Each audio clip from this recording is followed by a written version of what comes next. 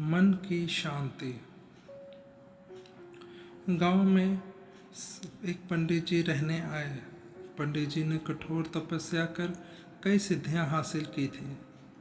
इसलिए पंडित जी जल्दी ही इस गांव में और उसके नज़दीकी के गांव में प्रसिद्ध हो गए।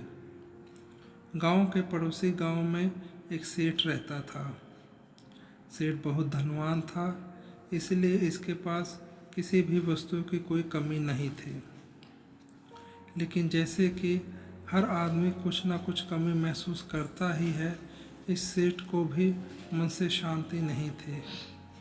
मन से शांति पाने के लिए सेठ कई तरह की कोशिश कर चुका था, लेकिन किसी से भी उसे सफलता नहीं मिली थी।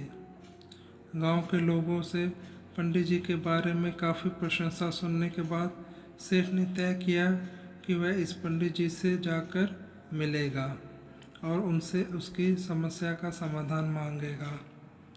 हो सकता है अपनी सिद्धियों के बल पर वह उसे मन में शांति लाने में मदद करे। अगले दिन सेठ पंडित जी के कुटिया पर पहुंच गया। सेठ ने अपने मन की सारी बात पंडित जी को अच्छे से बताई। उन्होंने उसकी बात सुनने के बाद सेठ से कहा कि तुम्हें कुछ दिनों तक मैं जैसा कहूँ वैसा करना पड़ेगा और यहीं रहना पड़ेगा। सेठ किसी भी तरह मन की शांति पाना चाहता था, इसलिए वह तैयार हो गया। अगले दिन पंडित जी ने सेठ से कहा कि आज के दिन तुम बाहर बैठोगे। पंडित जी ने सेठ को एक जगह बताई जहाँ पर उसे बैठना था। सूरज चढ़ते ही तेज धूप सेठ पर पड़ने लगी। सेठ देखकर हैरान था कि पंडित जी खुद कुटिया के अंदर छाया में बैठे हैं और उसे धूप में बिठा कर रखा है। सेठ को काफ़ी गुस्सा आया, लेकिन वह किसी तरह अपने गुस्से को पी गया। अगले दिन पंडित जी ने सेठ को फिर से उसी जगह बिठाया और इस दिन उसे खाना नहीं मिलेगा यह भी बताया। सेठ को समझ में नहीं आ रहा था कि ऐसा क्यों हो रहा है। पंडित जी दोपहर को भूखे सेठ के सामने बैठकर ही अच्छा भोजन खाने लगे। जैसे तैसे सेठ ने पूरा दिन तो बिता दिया, लेकिन भूख और गुस्से के मारे सेठ को पूरी रात नींद नहीं आई। वह पूरी रात यह सोचता रहा कि आखिर पंडित जी उसके साथ ऐसा व्यवहार क्यों कर रहे हैं। उसे लगा कि पंडित जी उसकी समस्या का हल बताना ही नहीं चाहते, इसलिए ऐसा कर रहे हैं।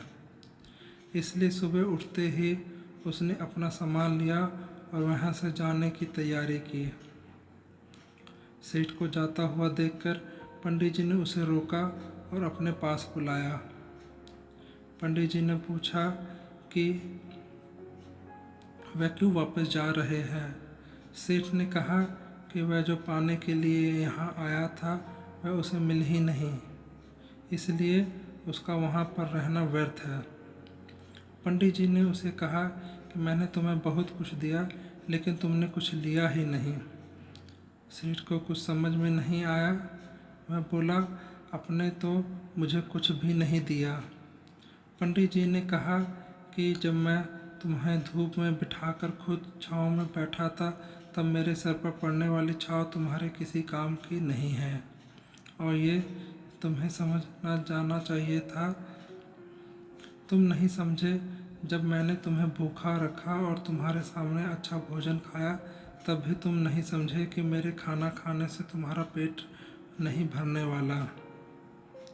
यह बात को आगे बढ़ाते हुए मैं तुम्हें बताता हूँ कि मेरी सिद्धियों से तुम्हें मन की शांति नहीं मिलने वाली।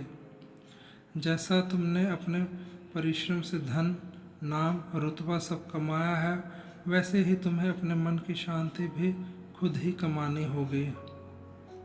सेठ पंडित जी की बात समझ गया और उसने पंडित जी से कहा कि मैं यहाँ किसी ताजीब या किसी वस्तु को पाने की आशा में आया था, लेकिन आपने मुझे ऐसे भी कीमती चीज़ दे दी है।